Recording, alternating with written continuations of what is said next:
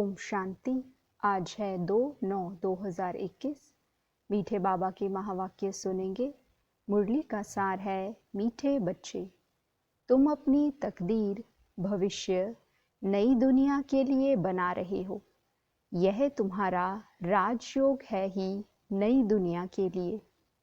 मीठे बच्चे, तुम अपनी तकदीर भविष्य नई दुनिया के लिए बना रहे हो। यह तुम्हारा राजयोग है ही नई दुनिया के लिए। प्रश्न है, तकदीरवान बच्चों की मुख्य निशानियां क्या होंगी? उत्तर पहला है, तकदीरवान बच्चे कायदे सिर श्रीमत पर चलेंगे। कोई भी कायदे के विरुद्ध कार्य करके अपने को व बाप को ठगेंगे नहीं। दूसरी पॉइंट, उन्हें पढ़ाई का पूरा शौक होगा, समझाने का भी शौक होगा। तीसरा, पास विद ऑनर बन स्कॉलरशिप लेने का पुरुषार्थ करेंगे। चौथा, कभी किसी को दुख नहीं देंगे, कभी कोई उल्टा कर्म नहीं करेंगे। गीत है, तकदीर जगा कर आई हूँ। ओम शांति। मीठे मीठे रूहानी बच्चों ने गीत सुना। नयों ने भी सुना तो पुरानों ने भी सुना, कुमारियों ने भी सुना। यह पाठशाला है। पाठशाला में कोई ना कोई तकदीर बनाने जाते हैं। वहाँ तो अनेक प्रकार की तकदीर है। कोई सर्जन बनने की, कोई बैरिस्टर बनने की तकदीर बनाते हैं। तकदीर को एम ऑब्जेक्ट कहा जाता है।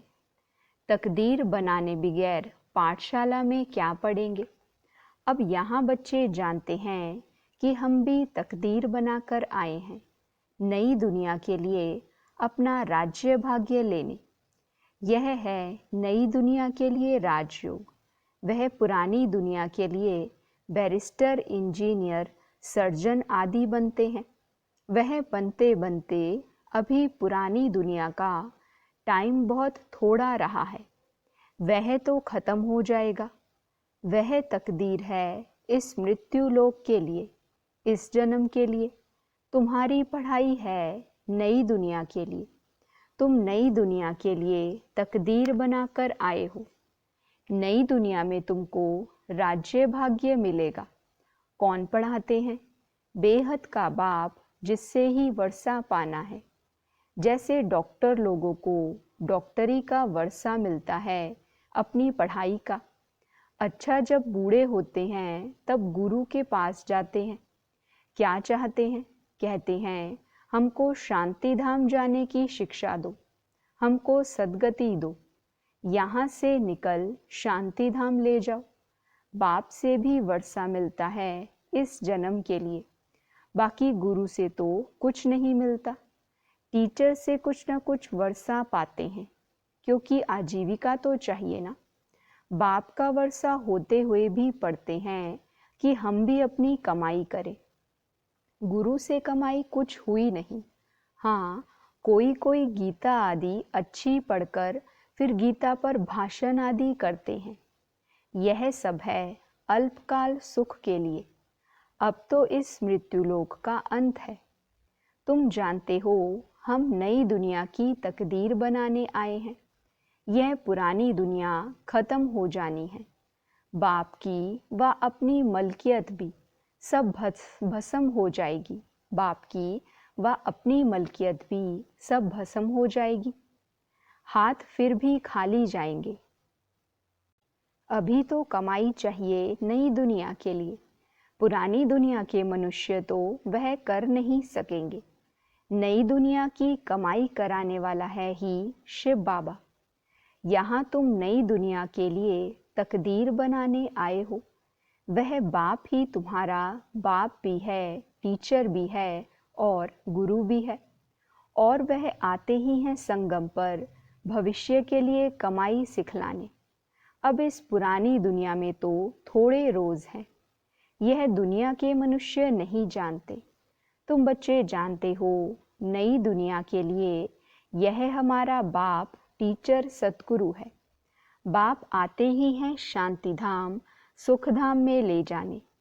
कोई तकदीर नहीं बनाते हैं। गोया कुछ भी समझते नहीं। एक ही घर में स्त्री पढ़ती है, पुरुष नहीं पढ़ता। बच्चे पढ़ेंगे, माँ बाप नहीं पढ़ेंगे, ऐसा होता रहता है। शुरू में परिवार के परिवार आए, परंतु माया का तूफान लगने से आश्चर्यवत सुनंती कथनती बाप को छोड़ चले गए। गाया हुआ भी है, आश्चर्यवत सुनंती कथनती बाप का बनंती पढ़ाई पढ़ावंती। फिर भी हाय कुदरत ड्रामा की। ड्रामा की ही बात हुई ना। बाप खुद कहते हैं, अहो ड्रामा अहो माया। किसी को फारगति दे दी। स्त्री पुरुष एक दो को डाइवोर्स देते हैं, बच्चे बाप को फारगति देते हैं। यहाँ तो वह नहीं है, यहाँ तो डाइवोर्स दे ना सके। बाप तो आए हैं बच्चों को सच्ची कमाई कराने। बाप थोड़े ही किसी को खड्डे में डालेंगे। बाप तो है ही पतित पावन रहम दिल। बाप आकर दुख से लिबरेट करते हैं और गाइड बन साथ ले जाने वाला है। ऐसे कोई लौकिक गुरु नहीं कहेंगे कि मैं तुमको साथ ले जाऊंगा। शास्त्रों में है भगवान वाच कि मैं तुम सबको ले जाऊंगा। मच्छरों सदृश सब जाने हैं। तुम बच्चे अच्छी रीति जानते हो, अभी हमको जाना है घर। यह शरीर छोड़ना है। आप मुए मर गई दुनिया। अपने को सिर्फ आत्मा समझ बाप को याद करना है। यह तो पुराना चोला छीछी है। यह दुनिया भी पुरानी है। जैसे पुराने घर में बैठे होते हैं, नया घर सामने बनता रहता है, तो बाप भी समझेगा, हमारे लिए बच्चे भी समझते हमारे लिए बन रहा है। बुद्धि चली जाएगी नए घर तरफ। इसमें यह बनाओ, यह करो। बुद्धि उसमें ही लगी रहेगी, फिर पुराना तोड़ देते हैं। ममत्व सारा पुराने से मिटाए नए में जुट जाता है। यह है बेहद दुनिया की बात। पुरानी दुनिया से ममत्व मिटाना है और नई दुनिया में लगाना है। जानते हैं यह पुरानी दुनिया खत्म होनी है। नई दुनिया है स्वर्ग। उसमें हम राजाई पद पाते हैं। जितना योग में रहेंगे, ज्ञान की धारणा करेंगे, औरों को समझाएंगे, उतना खुशी का पारा चढ़ेगा। बड़ा भारी इम्तिहान है। हम 21 जन्म के लिए वर्षा पा रहे हैं। साहूकार बनना तो अच्छा है ना, बड़ी आयु मिले तो अच्छा है ना। सृष्टि चक्र को जितना याद करेंगे, जितने को आप समान बनाएंगे, उतना फायदा है। राजा बनना है तो प्रजा भी बनानी है। प्रदर्शनी में इतने ढेर आते हैं, वह सारी प्रजा बनती जाएगी, क्योंकि इस अविनाशी ज्ञान का विनाश नहीं होता। बुद्धि में आएगा पवित्र बन, पवित्र दुनिया का मालिक बनना है। राम राज्य की स्थापना हो रही है, रावण राज्य का विनाश हो जाएगा। सतयुग में तो होंगे ही देवताएं। बाबा ने समझाया था, लक्ष्मी नारायण का चित्र जो बनाते हैं, उसमें लिखना चाहिए कि पास्ट जन्म में यह तमो प्रधान दुनिया में थे। फिर इस पुरुषार्थ से तमो प्रधान दुनिया से सतो प्रधान विश्व के मालिक बनेंगे। मालिक राजा प्रजा सब होती है ना। प्रजा भी कहेगी भारत हमारा सबसे ऊंचा है। बरोबर भारत ही सबसे ऊंच था। अभी नहीं है, था जरूर। अभी तो बिल्कुल गरीब हो गया है। प्राचीन भारत सबसे साहूकार था। हम भारतवासी सबसे ऊंच देवता कुल के थे। दूसरे कोई को देवी देवता नहीं कहा जाता। अब तुम बच्चियां भी पढ़ती हो, फिर औरों को समझाना है ना। बाबा ने डायरेक्शन दिया है ना, कैसे प्रदर्शनी आदि में तार दी जाए सो लिख कर आओ। तुम्हारे पास चित्र भी है, तुम सिद्ध कर बतला सकते हो कि उन्होंने यह पद कैसे पाया। अब फिर से यह पद पा रहे हैं शिव बाबा से। उनका चित्र भी है। शिव है परमपिता परमात्मा। ब्रह्मा विष्णु शंकर के भी चित्र हैं। परमपिता परमात्मा ब्रह्मा द्वारा स्थापना कर रहे हैं। विष्णुपुरी सामने खड़ी है। विष्णु द्वारा नई दुनिया की पालना। विष्णु है राधे कृष्ण के दो रूप। अब गीता का भगवान कौन ठहरा? पहले तो यह लिखो कि गीता का भगवान निराकार शिव है, ना कि कृष्ण। ब्रह्मा सो विष्णु, विष्णु सो ब्रह्मा कैसे बनते हैं? एक ही चित्र पर समझाने में कितना टाइम लगता है। जब बुद्धि में बात बैठे, पहले पहले तो यह समझाकर और फिर लिखना चाहिए। बाप कहते हैं ब्रह्मा द्वारा तुमको योग बल से 21 जन्म का अधिकार मिलता है। शिव बाबा ब्रह्मा द्वारा वर्षा दे रहे हैं। पहले पहले इनकी आत्मा सुनती है, आत्मा ही धारण करती है। मूल बात है ही यह। चित्र तो शिव का दिखाते हैं। यह है परमपिता परमात्मा शिव, फिर प्रजापिता ब्रह्मा तो जरूर चाहिए। यहाँ प्रजापिता ब्रह्मा के ब्रह्मा कुमार कुमारियाँ ढेर के ढेर हैं। जब तक ब्रह्मा के बच्चे ना बने, ब्राह्मण ना बने, तो शिव बाबा से वर्षा कैसे लेंगे? कुख की पैदाइश तो हो ना सके। यह भी गाया जाता है मुख वंशावली। तुम कहेंगे हम प्रजापिता ब्रह्मा के मुख वंशावली हैं। वो गुरुओं के चेले अथवा फॉलोअर्स होते हैं। यहाँ तुम एक को ही बाप, टीचर, सद्गुरु कहते हो। सो भी उनको कहते हो जो निराकार शिव बाबा ज्ञान का सागर, नॉलेजफुल है। सृष्टि के आदि मध्य अंत का ज्ञान देते हैं। वह टीचर भी है। निराकार आकर साकार द्वारा सुनाते हैं। आत्मा ही बोलती है ना। आत्मा कहती है मेरे शरीर को तंग मत करो। आत्मा दुखी होती है। इस समय है पतित आत्मा। पतितों को पावन बनाने वाला परमपिता परमात्मा है। आत्मा बुलाती है हे पतित पावन, हे गॉड फादर। अब फादर तो एक बैठा है, फिर भी याद किसको करते हैं? आत्मा कहती है यह हमारी आत्मा का फादर है। वह है शरीर का फादर।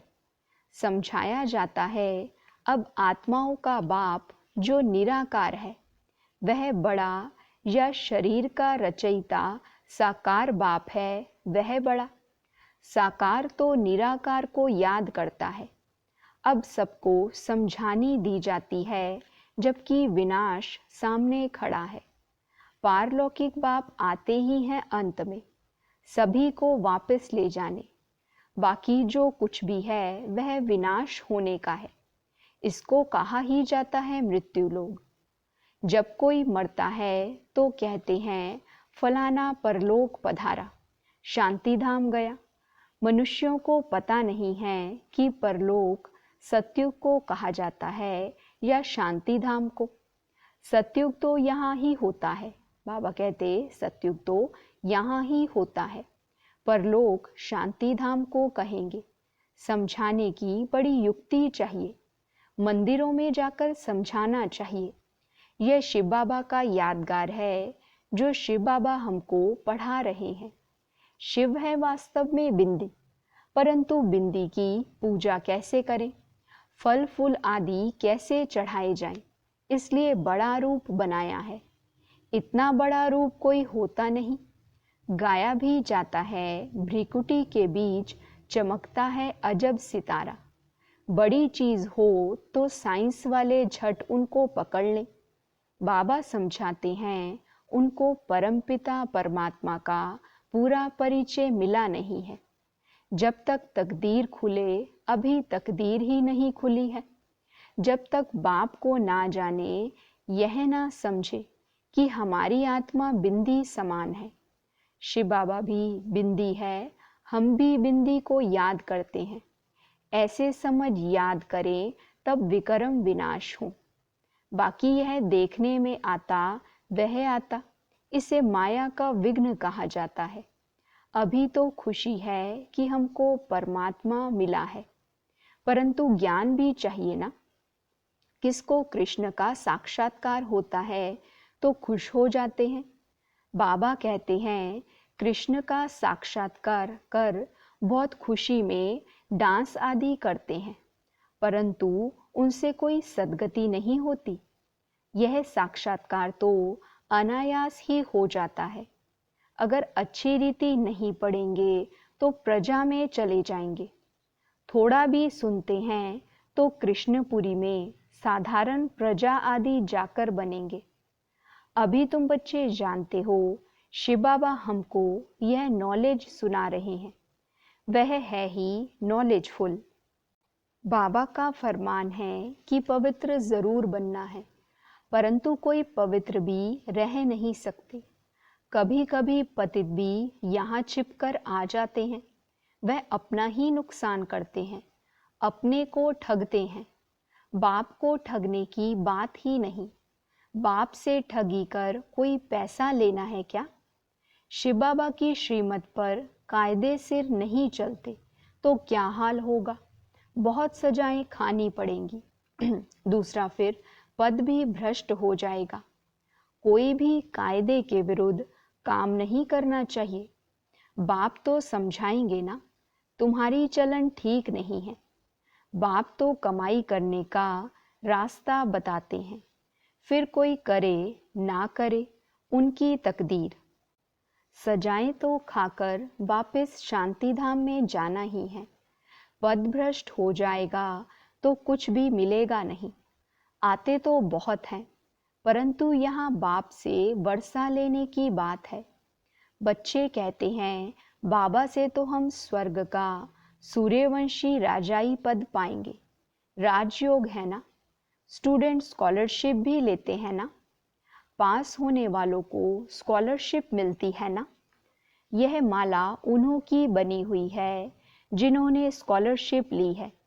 जितना जितना जैसा पास होगा ऐसी स्कॉलरशिप मिलेगी। वृद्धि होते होते हजारों बन जाते हैं। राजाई पद है स्कॉलरशिप। जो अच्छी तरह पढ़ाई पढ़ते हैं वह गुप्त नहीं रह सकते। बहुत नए नए पुरानों से आगे निकल पड़ेंगे। हीरे जैसा जीवन बनाएंगे। अपनी सच्ची कमाई कर 21 जन्मों के लिए वर्षा पाएंगे। कितना खुशी होती है। जानते हैं यह वर्षा अब नहीं लिया तो फिर कभी नहीं ले सकेंगे। पढ़ाई का शौक होता है ना। कोई को तो जरा भी शौक नहीं है समझाने का। ड्रामा अनुसार तकदीर में नहीं है तो भगवान भी क्या करे।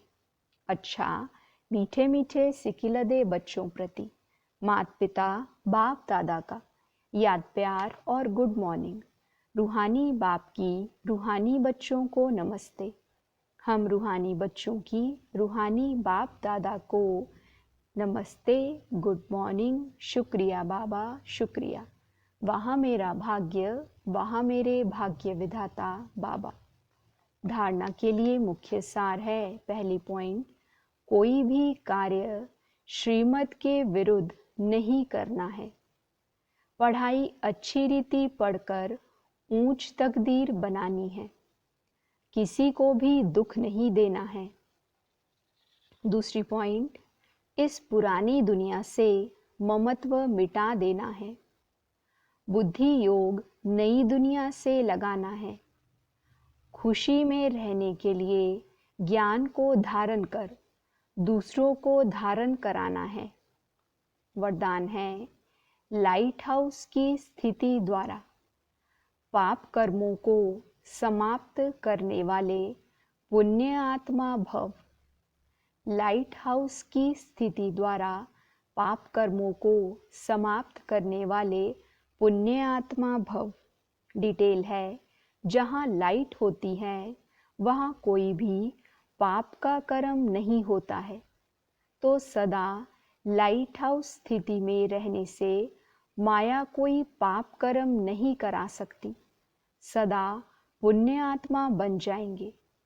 पुण्य आत्मा संकल्प में भी कोई पाप कर्म नहीं कर सकती। जहाँ पाप होता है वहाँ बाप की याद नहीं होती। तो दृढ़ संकल्प करो कि मैं पुण्य आत्मा हूँ, पाप मेरे सामने आ नहीं सकता। स्वप्न व संकल्प में भी पाप को ना आने दो। स्लोगन है, जो हर दृश्य को साक्षी होकर देखते हैं वही सदा हर्षित रहते हैं। जो हर दृश्य को साक्षी होकर देखते हैं वही सदा हर्षित रहते हैं। अच्छा, ओम शांति।